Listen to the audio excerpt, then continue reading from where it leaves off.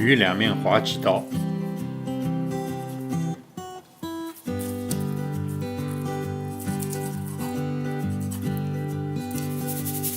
两面撒点盐，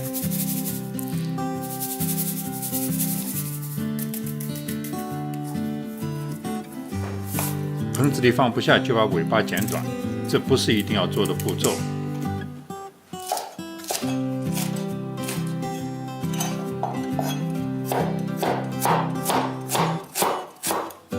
在鱼肚里放点葱和姜，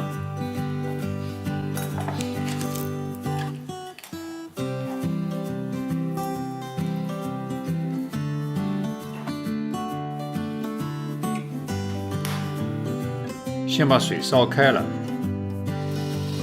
水开后放入鱼，蒸10分钟，10分钟正好，鱼非常的嫩。烧点葱油，